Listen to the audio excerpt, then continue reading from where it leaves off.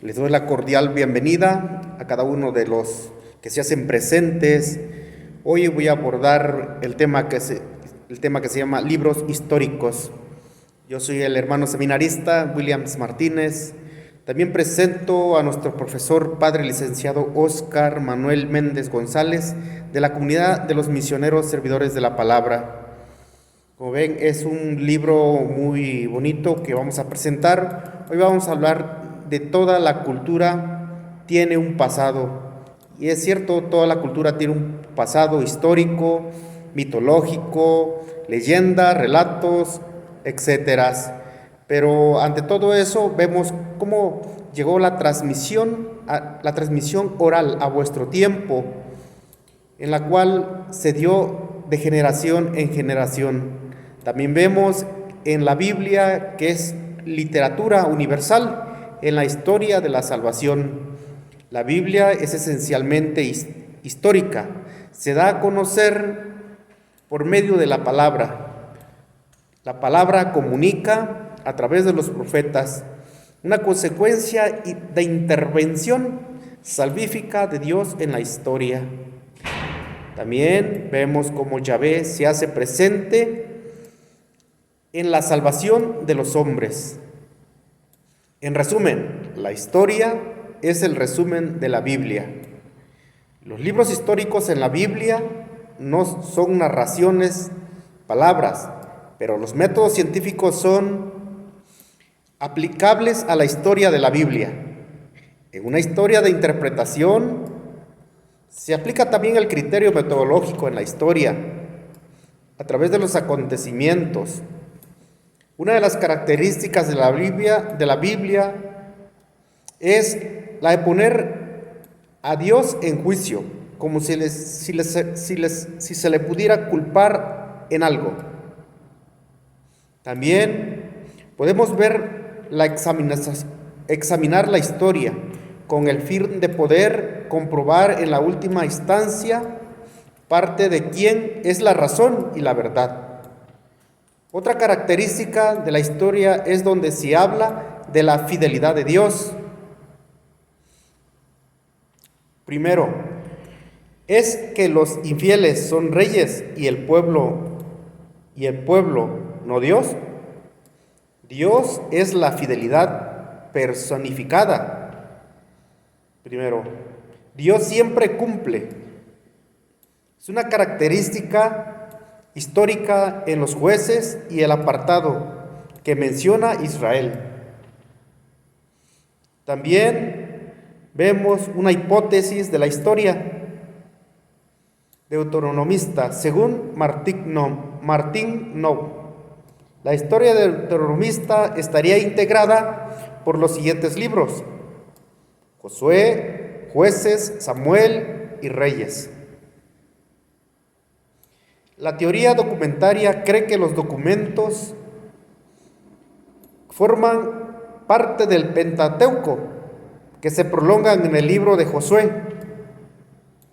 Mas en 1942, el 8 de junio, cuando Martín Nor presentó en una célebre ponencia tenida ante la Sociedad de Sabios la historia deuteronomista, alternativa, radicalmente nueva.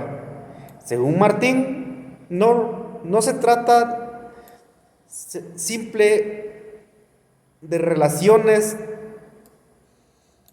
más bien añade, existe sino que la influencia y la aportación deuteronomista se coloca a un nivel más profundo. Más aún, el mismo autor Martín No destaca, si no sé verdaderos autores deuteronomistas, más que el autor Jos Reynor decía, considerarse como libros independientes, uno de otro, sino que forman parte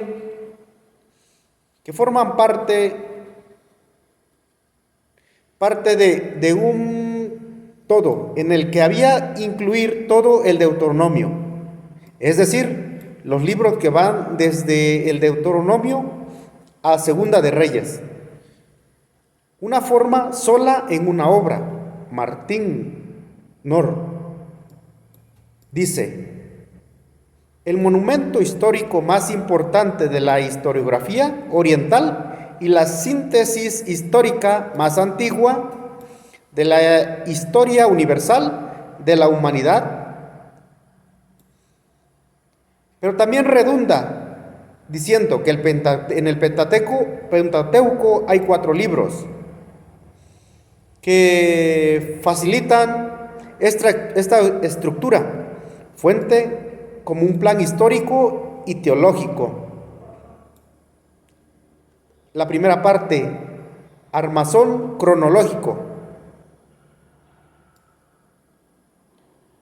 Es en este libro donde hace presencia, segunda parte, presencia profética de los momentos clave. Notemos, por ejemplo, en los comienzos de la monarquía, la presencia de Samuel y Natán. Tercera personaje clave que protagoniza instituciones y etapas históricas: Moisés y la ley de Josué, conquista de David y la monarquía de Salomón, y el templo de Jeroboam y el cisma de Josías, y la centralidad del culto. Viene también la promesa, cumplimiento, un recurso editorial muy repetitivo en el esquema, mediante el cual se presentan los contenidos de la historia, como si fuera el cumplimiento de predicciones, pronunciaciones en el pasado. También abordamos discursos y reflexiones personales, entre todos los elementos que sobresalen en los discursos que el Deuteronomio propone en la boca de los protagonistas. Se va definiendo por las páginas de su historia. El Deuteronomio se divide en 4 grandes etapas. Primera, la conquista de la tierra, según Josué. La etapa premonárquica, según Josué. Instauración de la monarquía, según Samuel, pero también la monarquía y reyes. Vemos otro apartado que se llama la presencia de los profetas. Presencia de los profetas en un momento clave, en los momentos claves de Josué, reyes. Es otra de las razones por lo que estos libros reciben el nombre profético, y demuestran a su vez que no son unidades aisladas, sino que forman parte de un todo unitario. Notemos, por ejemplo, los comienzos de la monarquía, la presencia de Samuel y Natán, la construcción del templo, el momento del cisma.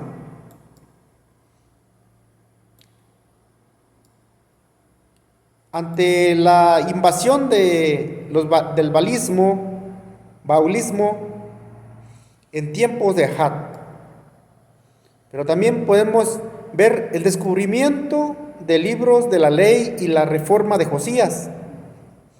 Personajes importantes: Moisés y la ley, Josué y la conquista, David y la monarquía, Salomón y el templo, Jeroboam y el cisma, Josías y la centralización del culto. También vemos la promesa y el cumplimiento, que es un recurso editorial muy repetitivo en el esquema. La promesa como cumplimiento. Conquistas y posición de la tierra es el cumplimiento de una promesa hecha repetitivamente. La coronación de David. Él es el rey del cumplimiento de la promesa. Sesión llamada. La construcción del templo de Salomón es el cumplimiento de la profecía. También vemos a Natán, la vida toda de Israel en la tierra prometida. Cumplimiento del programa previsto en el Deuteronomio. Vemos el siguiente apartado: punto focal de la historia deuteronomista. El punto principal es la caída de Jerusalén, junto con el destierro de Babilonia, la caída del reino del norte en el año 722 y la caída del sur en el año 587. Provocaron también la caída de la fe del pueblo. Estos se sentían abandonados por Dios. Ezequiel muestra que el pueblo se ha desvanecido. Junto a su esperanza, el pueblo se siente destrozado, humillado y esclavizado. Las quejas contra Dios eran constantes. El pueblo se mantiene fiel a la alianza, permanecerá en la tierra, pero si el pueblo se olvida Dios y se hace ídolos, entonces expulsados y tendrán expulsados de la tierra de sus padres. La tradición deuteronomista es de acuerdo a la hipótesis de los documentos, de las 4 fuentes, a partir de cuales se escribieron los libros del Taján, del Antiguo Testamento. Datada en torno al siglo VI, surge un momento de crisis, la unidad de Israel. Según Martín Knorr, cree que la parte deuteronomista de la Torá y el Deuteronomio se compuso originalmente como una obra única. Algunos estudiosos instruidos 2 frases distintas en el texto. La primera, denominada Deuteronomio, y la segunda, aunque la mayoría siguen considerando que ambas fueron del mismo autor. Martín Knorr sostuvo que no había una unidad en el lenguaje de subrayar y el contenido cultural de los libros.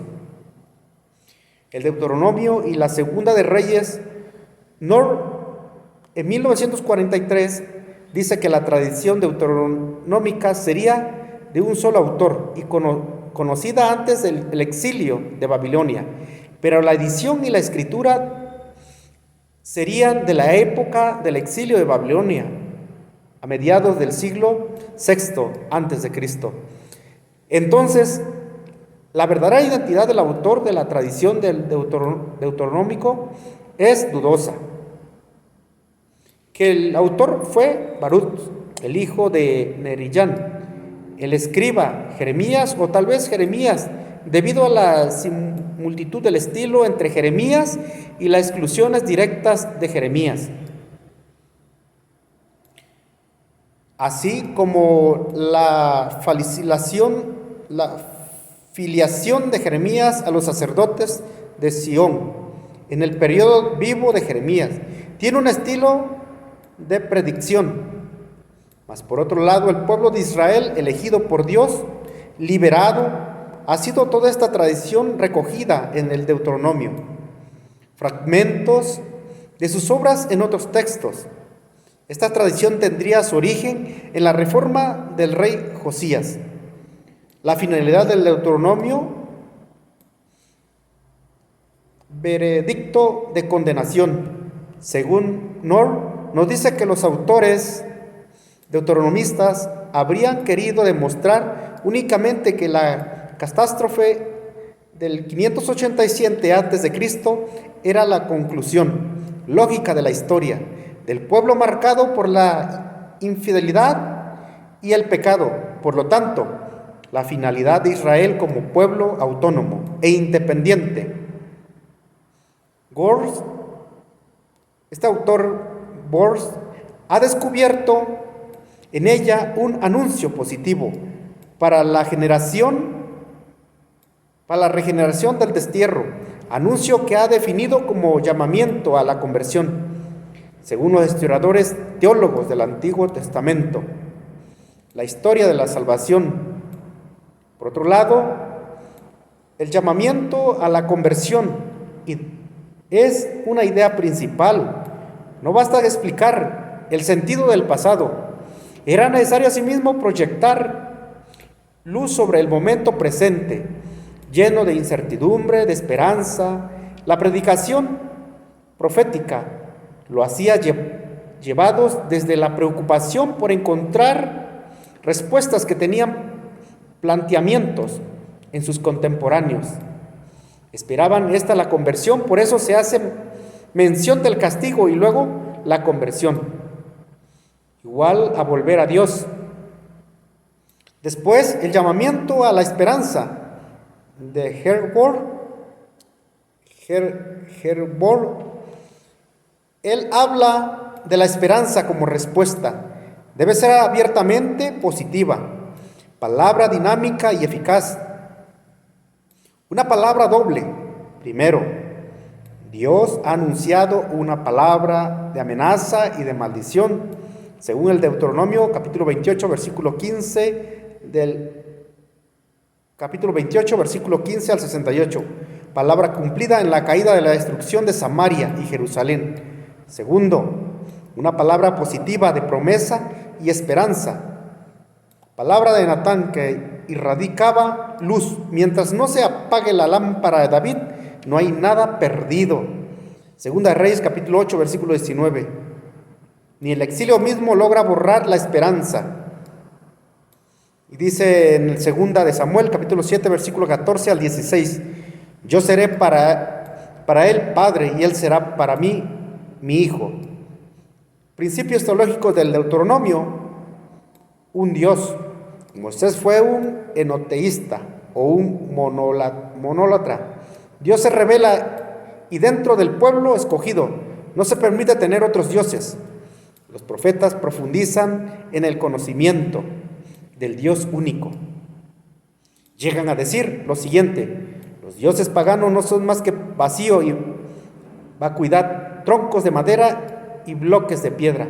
A partir de la reforma de Josías se consuela expresar al Dios monoteísta. No conocerás a ningún Dios fuera de mí, de la misma manera. La unidad de Dios asegura la exclusividad, el corazón de Israel y la esencia de su vida. Por otro lado, vemos el santuario. En Deuteronomio capítulo 12, versículos 5 al 6. Solo el santuario de Jerusalén ofrecerán los holocaustos y sacrificios. También dice que Jerusalén con su templo como el único, o es el templo único, donde se hace el sacrificio, la liturgia, la ofrenda, pero también nos habla que es el lugar elegido por Dios, el lugar donde se ofrece. Jerusalén es la centralidad del culto, es uno solo, es un solo lugar, es el objetivo último. Y los autores del Deuteronomio, al promulgar la ley en el carácter, es defender la religión yavista y el monoteísmo de las influencias de contaminaciones paganas. Esto sucedió con la reforma de Josías, Ciudad Santa, la misma sede del arca. Convertida a la realidad concreta por obras de la reforma de Josías, vemos también el pueblo de Dios. El pueblo, no cualquier pueblo, pueblo de Dios, pueblo santo, pueblo sagrado, separado, reservado, propiedad personal de Dios. También vemos una elección, la idea principal del libro, que es la elección de Jerusalén como ciudad santa, elección del rey y del sacerdocio levítico. Tú eres un pueblo consagrado al Señor, tu Dios. Él te ha elegido para que fueras entre todos los pueblos de la tierra, el pueblo de su propiedad personal. Deuteronomio capítulo 7, versículo 6. Por elección de Israel se convierte el pueblo de Dios consagrado al Señor y de su heredad. Deuteronomio capítulo 14, versículo 2. No te he elegido por ser numeroso, ni por ser el mejor, sino por el amor de Dios como principio de elección. Una alianza es sustancial, Esta alianza está contenido en sí misma, en una estructura, en el amor de Dios. Alianza que es un pacto. Antiguo Testamento mencionado la alianza patriarcal, Génesis 15, versículo 17, la alianza de Moisés en el Sinaí. También vemos en Deuteronomio establece su vínculo a la alianza por dos caminos. La vía de la actualización, el Señor nuestro. Dios hizo alianza con nosotros. También la segunda alianza es en el país de Moab, del Deuteronomio capítulo 29, versículo 30. Decálogo en el marco de la alianza de Loret. Dios, amando a los padres, hizo su alianza con ellos. Una ley. También encontramos en el templo de Jerusalén el año 18 del reinado de Josías, en el 622 a.C., segunda sección que contiene la parte principal del libro. Sección se encuentra en el pacto de Dios con Israel, especialmente la ley y la regla que debían regir la vida de los israelitas. También esta sección consta de 3 partes. En la primera, Moisés expone los 10 mandamientos. La segunda, describe con detalle los estatutos, decretos que Israel debe seguir. Tercera parte, Moisés describe las bendiciones que experimenta el pueblo de Israel si guarda el pacto y las maldiciones que los destruirá si no lo hacen. En efecto, toda la historia deuteronomista queda concluida dentro de la ley. También la tierra ocupa un lugar especial, es el que tiene más espacio, el que más tiempo se le dedica. La tierra es la que abunda las riquezas naturales, es el signo de la fertilidad de los campos y de los rebaños. El Deuteronomio la tierra lo reconoce como don de la fidelidad del amor de Dios. La tierra y la ley son parte del Deuteronomio. La ruptura de la alianza, la tierra sufre.